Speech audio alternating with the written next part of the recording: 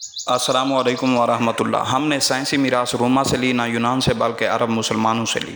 Science fiction فلموں کی بات کی جائے تو ان کے لکھنے والے ناول نگار سب سے پہلے جان ڈبلیو کیمبل جونیئر تھے۔ جان کیمبل نے متعدد سائنس فکشن ناولز لکھی ہیں جو زیادہ تر خلا اور ایلین پر مشتمل ہیں۔ جان کیمبل عیسائی ہونے کے باوجود عیسائیت سے دور تھے، بلکہ ان کا نظریہ ملحدانہ اور جدیدیت پسند تھا۔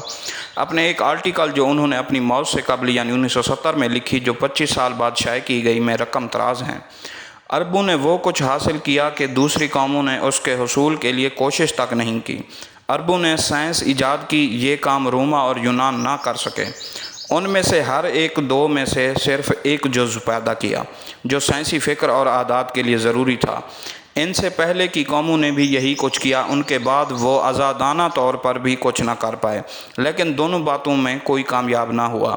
یونان میں فلسفہ بہت تھا، لیکن یہ تنہا قائم نہیں رہ سکتا تھا۔ ایتھنز اپنے دل فریب فلسفے پر منہ کے بل گرا کیونکہ یہاں ان کے لیے کوئی بھی آبی گزرگاہ نہ تھی۔ روما کے پاس صفائی ستھرائی کا شاندار نظام تھا، لیکن حکیمانہ فکر نہ تھا۔ روما کے دل میں یونان کے نفیس فلسفے کا احترام تھا، نہ یونان کے دل میں روما کی درست مادہ پرستی کا۔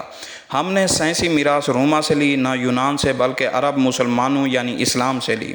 عرب مسلمانوں نے ہی مصر، اسپین، یورپ کو جہالت کے اندھیرے گڑھے سے نکالا جہاں عیسائیوں نے بربریت پھیلا رکھی تھی۔